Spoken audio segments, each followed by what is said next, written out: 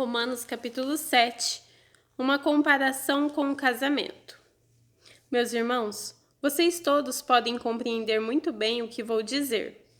Vocês conhecem as leis e sabem que elas só têm poder sobre uma pessoa quando essa pessoa está viva.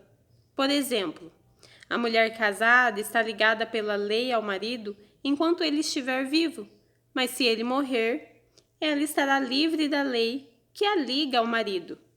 De modo que, se ela viver com outro homem enquanto o marido estiver vivo, ela será chamada de adúltera. Mas se o marido morrer, ela estará legalmente livre e não cometerá adultério se casar com outro homem.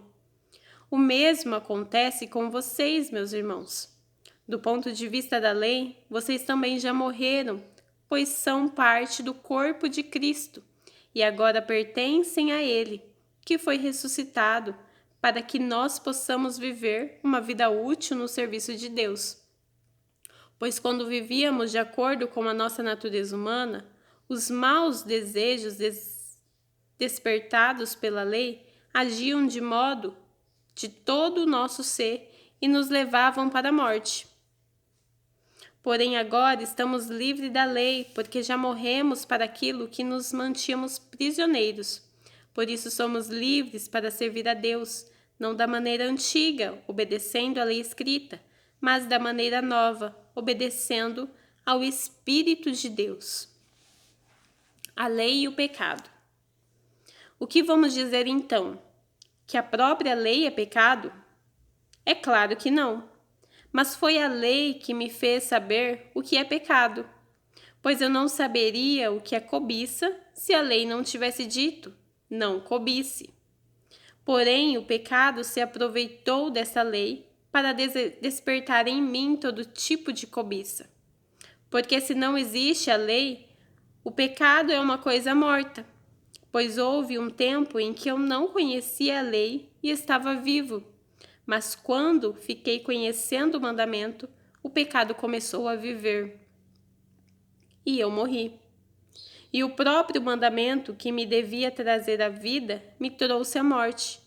Porque o pecado, aproveitando a oportunidade dada pelo mandamento, me enganou e por meio do mandamento me matou. Assim a lei vem de Deus e o mandamento também vem de Deus. Diz que o que é certo é bom. Então, será que o que é bom me levou à morte? É claro que não. Foi o pecado que fez isso, pois o pecado, usando o que é bom, me trouxe à morte para que ficasse bem claro aquilo que o pecado realmente é. E assim, por meio do mandamento, o pecado se mostrou mais terrível ainda. A luta interior. Sabemos que a lei é divina, mas eu sou humano e fraco e fui vendido ao pecado para ser seu escravo. Eu não entendo o que faço, pois não faço o que gostaria de fazer. Pelo contrário, faço justamente o que odeio. Se faço o que não quero, isso prova que reconheço que a lei diz o que é certo. E isso mostra que, de fato, já não sou eu quem faz isso, mas o pecado que vive em mim. Que faz? Pois eu sei que aquilo que é bom não vive em mim, isto é, na minha natureza humana. Porque, mesmo tendo dentro de mim a vontade de fazer o bem, eu não consigo fazê-lo. Pois não faço o bem que quero, mas justamente o mal que não quero fazer é que eu faço. Mas se eu faço o que não quero, já não sou eu quem faz isso, mas o pecado que vive em mim é que faz. Assim, eu sei que o pecado acontece comigo é isto. Assim eu sei que o que acontece comigo é isso. Quando quero fazer o que é bom, só consigo fazer o que é mal. Dentro de mim, eu sei que gosto da lei de Deus, mas vejo uma lei diferente agindo naquilo que faço. Uma lei que luta contra aquela que a minha mente aprova. Ela me torna prisioneiro da lei do pecado que age no meu corpo. Como sou infeliz! Quem me livrará deste corpo que me leva à morte? Que Deus seja louvado, pois Ele fará isso por meio do nosso Senhor Jesus Cristo. Portanto, esta é a minha situação. No meu pensamento, eu sirvo a lei de Deus, mas na prática, sirvo a lei do pecado. A vida dominada pelo Espírito Santo.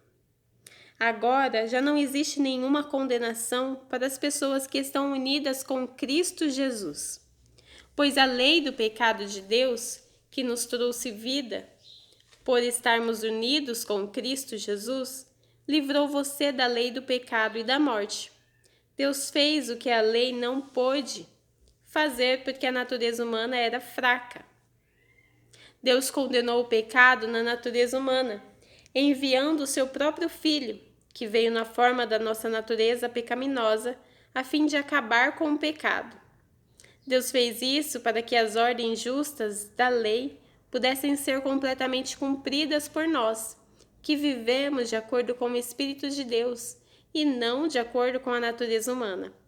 Porque as pessoas que vivem de acordo com a natureza humana têm na sua mente controlada por essa mesma natureza. Mas as que vivem de acordo com o Espírito de Deus têm a sua mente controlada pelo Espírito. As pessoas que têm a mente controlada pela natureza humana acabarão morrendo espiritualmente. Mas as que têm a mente controlada pelo Espírito de Deus terão a vida eterna e a paz. Por isso, as pessoas que têm a mente controlada pela natureza humana se tornam inimigas de Deus, pois não obedecem à lei de Deus e, de fato, não podem obedecer ela. As pessoas que vivem de acordo com a natureza humana não podem agradar a Deus. Vocês, porém, não vivem como manda a natureza humana, mas como o Espírito de Deus quer. Se é que o Espírito de Deus vive realmente em vocês. Quem não tem o Espírito de Cristo não pertence a eles. Mas se Cristo vive em vocês, então, embora o corpo de vocês vá morrer por causa do pecado, o Espírito de Deus é vida para vocês, porque vocês foram aceitos por Deus. Se em vocês vive o Espírito daquele que ressuscitou Jesus, então aquele que ressuscitou Jesus Cristo dará também vida ao corpo mortal de vocês por meio do seu Espírito, que vive em vocês. Portanto, meus irmãos, nós temos uma obrigação, que é a de não vivermos de acordo com a nossa natureza humana. Porque se vocês viverem de acordo com a natureza humana, vocês morrerão espiritualmente. Mas se pelo Espírito de Deus vocês matarem as suas ações pecaminosas, vocês viverão espiritualmente. Pois aqueles que são guiados pelo Espírito de Deus são filhos de Deus. Porque o Espírito que vocês receberam de Deus não torna vocês escravos e não faz com que tenham medo. Pelo contrário, o Espírito torna vocês filhos de Deus, e pelo poder do Espírito, dizemos com fervor a Deus: Pai, meu Pai. O Espírito de Deus se une com o nosso espírito para afirmar que somos filhos de Deus. Nós somos seus filhos e por isso recebemos as bênçãos que Ele guarda para o seu povo. E também recebemos com Cristo aquilo que Deus tem guardado para Ele. Porque se tomamos parte no sofrimento de Cristo, também tomaremos parte na sua glória. A glória futura. Eu penso que o que sofremos durante a nossa vida não pode ser comparado de modo nenhum com a glória que nos será revelada no futuro.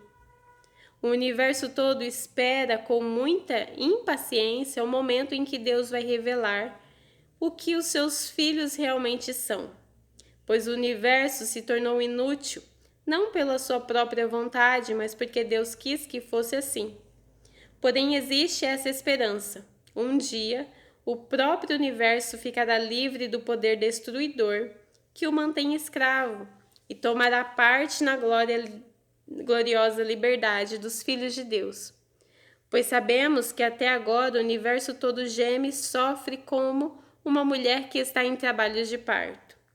E não somente o universo, mas nós que temos o Espírito Santo como primeiro presente que recebemos de Deus. Nós também gememos dentro de nós mesmos, enquanto esperamos que Deus faça com que sejamos seus filhos e nos liberte completamente.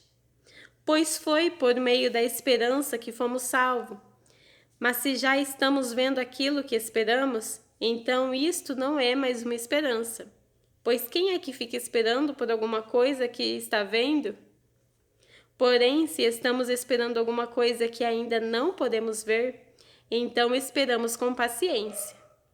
Assim também o Espírito de Deus vem nos ajudar na nossa fraqueza, pois não sabemos como devemos orar, mas o Espírito de Deus, com gemidos que não podem ser explicados por palavras, pede a Deus em nosso favor.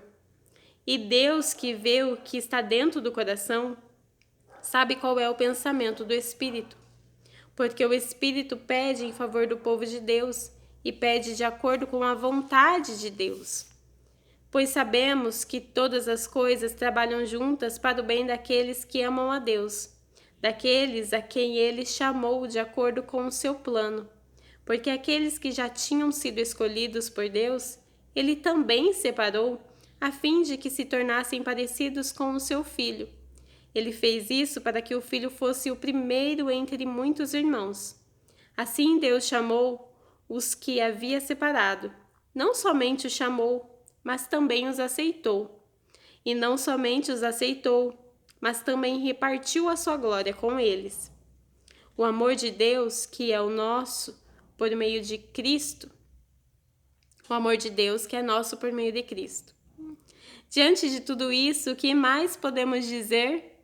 Se Deus está do nosso lado, quem poderá nos vencer? Ninguém, porque Ele nem mesmo deixou de entregar o próprio Filho, mas o ofereceu por todos nós. Se Ele nos deu o seu Filho, será que não nos dará também todas as coisas? Quem acusará aquele que Deus escolheu? Ninguém. Porque o próprio Deus declara que eles não são culpados. Será que alguém poderá condená-los? Ninguém. Pois foi Cristo Jesus quem morreu, ou melhor, quem foi ressuscitado está à direita de Deus. E Ele pede a Deus em favor de nós. Então quem pode nos separar do amor de Cristo? Serão os sofrimentos, as dificuldades, a perseguição, a fome, a pobreza, o perigo ou a morte? Como dizem as Sagradas Escrituras, por causa de ti estamos em perigo de morte o dia inteiro. Somos tratados como ovelhas que vão para o matadouro. Em todas essas situações, temos a vitória completa por meio daquele que nos amou. Pois eu tenho certeza de que nada pode nos separar do amor de Deus, nem a morte, nem a vida, nem os anjos, nem outras autoridades ou poderes celestiais, nem o presente, nem o futuro, nem o mundo lá de cima, nem o mundo lá de baixo. Em todo o universo não há nada que possa nos separar do amor de Deus, que é nosso por meio de Cristo Jesus, o nosso Senhor. Terminamos por hoje.